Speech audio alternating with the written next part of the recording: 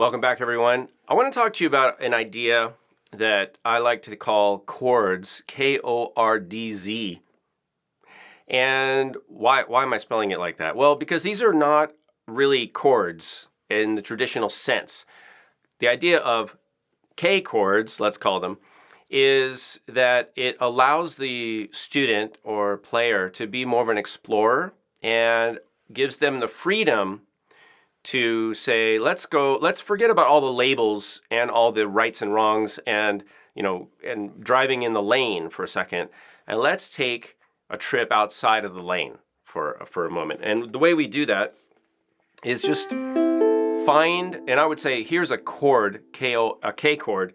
Find a couple notes through experimentation, through trial and error, which I will do right now. And you can start with just pressing down any string, maybe a single string, and then maybe one other string. I like that. Now, I have no idea if this has a name. I'm sure it does. I'm sure you could analyze it, but we're not going to go there right now because that's not the exercise. That's not the point. The point is find a sound, find a chord, a K chord, that you like, that's intriguing to you. And then maybe play with that.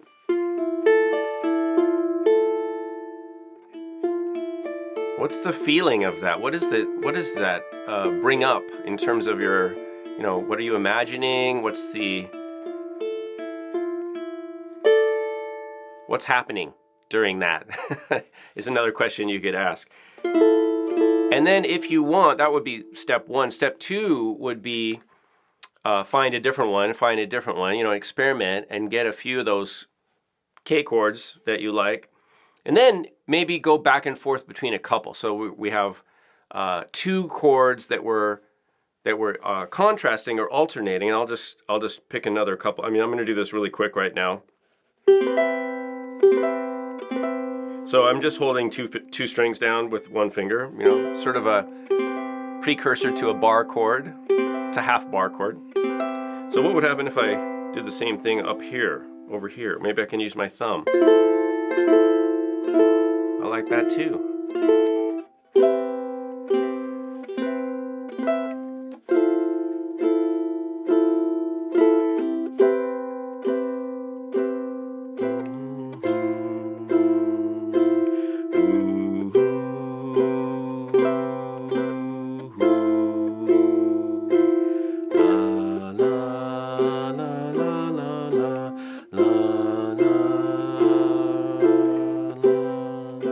All right, classic lullaby, just wrote it, don't know what I'm playing. I'm playing chords. Okay, so I think you get the point.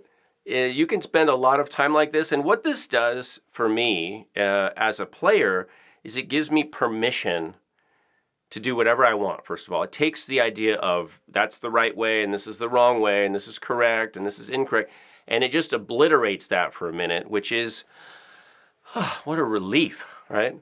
As a musician, as a learner, sometimes we get intimidated with, oh my God, look at all these things, and there's so many places we can get it wrong. And so by engaging this strategy, first of all, you get rid of all the wrong steps, and you make everything okay. Everything's okay. Whatever you want to play is okay. Then it just opens up creative possibilities. It also allows for alternative fingerings. I actually know a guitar player who's a very accomplished, world-class guitar player, and he even said sometimes he'll sneak his thumb over the top of the neck, just to get that E string on the guitar. So everything is okay. Now, if you took a guitar lesson and you said, "Can I put my thumb over and play that E string?" Of course, a guitar teacher would say, "No, you can't. That's not how we play guitar." But that is how we play guitar. That's how some people will approach it. Of course, once they've learned the proper way, but I'm saying we can learn alternatives and we can do the proper, traditional, typical way at the same time, as long as we know the difference. So getting back to this K chords idea, have the freedom. This is exploration time. Come up with something you like. Maybe it's just one chord, but then maybe hum over it or say a poem over it, read a poem. These are things your students can do. And then, look for maybe 2 different ones that have, say, tension and release. More musical tension, dissonance, and then something that's more consonant or release or harmonic or harmonious, right? You get the idea. So play around with that yourself so that you kind of get a feel for what it's like. And, from there you can go anywhere. You can have even 2 students sitting across from one another working as a dyad, and maybe they can just alternate their K chords back and forth, and together they can make a little song or something. So even if it's, if you need more time, if the students need time and playing two chords back and forth is too much, just have one and then the other, and they take turns. Or they each play 2 strings and they alternate, or they combine their 2-string chords together to make a 4-string chord. You get the idea. So you can take this idea and just run with it. But that's the idea with this KORDZ chords. And it's just something that if you have a little bit of extra time, or you want to give it as a homework experiment, or just something fun that your students can try. This is an example, again, of student-centered improvisational learning,